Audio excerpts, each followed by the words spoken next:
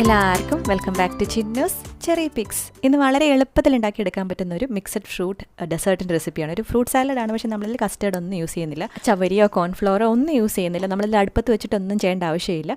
തണുപ്പിനും ദാഹത്തിനും മാത്രമല്ല നമ്മുടെ നോമ്പുതുറക്കൊക്കെ ഉണ്ടാക്കാൻ പറ്റിയ ഒരു അടിപൊളി റെസിപ്പിയാണ്. അപ്പോൾ നമ്മളിത് എങ്ങനെ ഉണ്ടാക്കുന്നതെന്നുള്ളത് കാണാം. അപ്പോൾ അതിനായിട്ട് നമുക്കിതിൻ്റെ ബേസ് ഉണ്ടാക്കണം. അതിനായിട്ടൊരു മിക്സിയുടെ ജാറിലോട്ട് നമുക്ക് ഒരു ആപ്പിളിൻ്റെ പകുതി ഇതുപോലെ തൊലി കളഞ്ഞ് ചേർത്ത് കൊടുക്കാം. അതുപോലെ ഒരു പഴം ചേർത്ത് കൊടുക്കാം. റോബസ്റ്റ പഴം പോലത്തെ പഴമാണ് ചേർത്ത് കൊടുക്കുന്നത്. ഒരു പിടി കശുവണ്ടി ചേർത്ത് കൊടുക്കാം. 1/4 കപ്പ് പഞ്ചസാര ചേർത്ത് കൊടുക്കാം. 1/2 കപ്പ് പാല് ചേർത്ത് കൊടുക്കാം. ഇത് ഞാൻ തിളപ്പിച്ച് തണുപ്പിച്ച പാലാണ്, ഫ്രിഡ്ജിൽ വെച്ചിരുന്ന പാലാണ്.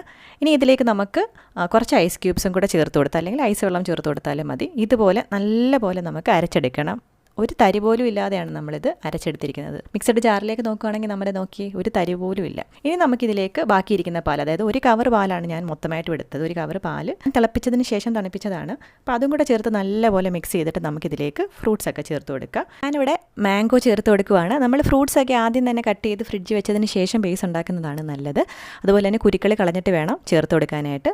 നമ്മളിവിടെ മാങ്ങായും തണ്ണിമത്തനും പൈനാപ്പിളും ആപ്പിളും പിന്നെ കുറച്ച് ഗ്രേപ്സും ചേർത്ത് കൊടുത്തിട്ടുണ്ട്. നിങ്ങൾക്ക് ഇഷ്ടമുള്ള ഫ്രൂട്ട്സൊക്കെ ഇഷ്ടമുള്ള അളവിൽ ചേർത്ത് കൊടുക്കാവുന്നതാണ്. കുരു കളഞ്ഞിട്ട് ചേർത്ത് കൊടുക്കാനായിട്ട് ശ്രദ്ധിക്കുക. ലാസ്റ്റായിട്ട് നമുക്ക് കുറച്ച് പൊമഗ്രാനേറ്റ് വെച്ചിട്ട് ഗാർണിഷ് ചെയ്തെടുക്കുമ്പോൾ നമ്മുടെ സ്വീറ്റ് ആൻഡ് അടിപൊളിയായിട്ടുള്ള ഡ്രിങ്ക് ഇവിടെ റെഡി ആയിട്ടുണ്ട്. എല്ലാവരും ട്രൈ ചെയ്ത് നോക്കുക. ഫ്രഷ് ആയിട്ട് നല്ല ചിൽഡായിട്ട് കഴിക്കുന്നതാണ് നല്ലത്. നമ്മുടെ ചാനൽ ആദ്യമായിട്ട് കാണുന്നതെന്നുണ്ടെങ്കിൽ ഒന്ന് സബ്സ്ക്രൈബ് ചെയ്യുക. ആ സൈഡിൽ കാണുന്ന ബെല്ലൈക്കൺ കൂടി ക്ലിക്ക് ചെയ്യുകയാണെന്നുണ്ടെങ്കിൽ പുതിയ വീഡിയോസ് ഇടുമ്പോൾ നോട്ടിഫിക്കേഷൻസ് ആയിട്ട് കിട്ടിക്കോളും. പുതിയ റെസിപ്പി അല്ലെങ്കിൽ വ്ലോഗുമായിട്ട് നമുക്ക് വീണ്ടും കാണാം. അതുവരേക്കും ബൈ.